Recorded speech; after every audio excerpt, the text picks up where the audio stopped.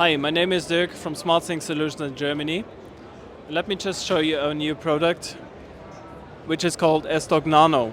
It's a mount for iPhones, and the original idea was actually a lot of people have old phones at home, so why not using the phones for home automation or for intercoms?